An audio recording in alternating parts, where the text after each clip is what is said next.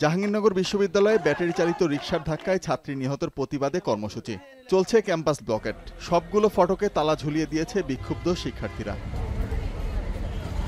এ ঘটনায় এক deputy registrar সহ 4 কর্মকর্তা কর্মচারীকে সাময়িক বরখাস্ত করেছে বিশ্ববিদ্যালয় প্রশাসন।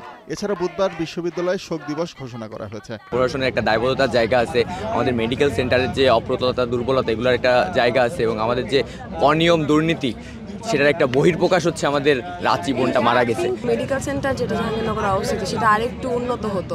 তার যে ইনস্ট্রুমেন্ট দরকার, ইকুইপমেন্ট দরকার, তা যদি থাকতো পর্যাপ্তভাবে, ডাক্তারদের উপস্থিতি যদি থাকতো, তাহলে হয়তো রাঁচি এখন আমাদের সাথে থাকতো। আজকে রাঁচি, কালকে অন্য কেউ হইতে পারে। আমরা চাই একটা নিরাপদ ক্যাম্পাস। আমরা ইতিমধ্যে 8 দফা দাবি দিয়েছি, যেগুলো বাস্তবায়ন না হওয়া পর্যন্ত আমরা সকল ক্লাস পরীক্ষা বয়কট করেছি। আমাদের ক্যাম্পাস যেটাকে আমরা নিরাপদ ভাবি, যেখানে আমরা সুরক্ষিত ভাবি, সেইখানে মানে আমাদের একটা সহপাঠী, আমাদের একটা বান্ধবী মারা গেছে, মেনে নেওয়া যায় না। ক্যাম্পাসের মৃত্যুকে অনাকাঙ্ক্ষিত উল্লেখ করে পরিবহনগুলোকে নিয়ন্ত্রণে আনার আহ্বান জানিয়েছেন জাবি ছাত্র নেতারা। এ ধরনের মৃত্যু অপ্রত্যাশিত, একটি ফুল অকালে ঝরে পড়ল।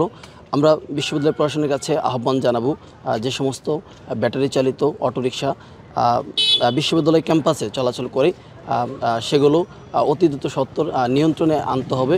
বিশ্ববিদ্যালয় শিক্ষার্থীদের দাবি, নিরাপদ ক্যাম্পাসের জন্য এখনই যদি প্রশাসন প্রয়োজনীয় ব্যবস্থা গ্রহণ না করে তাহলে আরও বড় ধরনের আন্দোলনের ডাক দেবেন তারা। ফুটপাত, স্পিড ব্রেকার দিতে হবে, আর যেন কোনো রাঁচি অকালে ঝরে না যায়। আমরা জাহাঙ্গীরনগর বিশ্ববিদ্যালয় পরিবারের পক্ষ থেকে রাঁচির মৃত্যুতে গভীরভাবে শোকাহত। গেল মঙ্গলবার রাতে জাহাঙ্গীরনগর বিশ্ববিদ্যালয়ের শহীদ মিনার এলাকায় ব্যাটারি চালিত রিকশার ধাক্কায় আফসানা রাঁচি নামে মার্কেটিং বিভাগের এক শিক্ষার্থীর মৃত্যু হয়। এখন সাভার।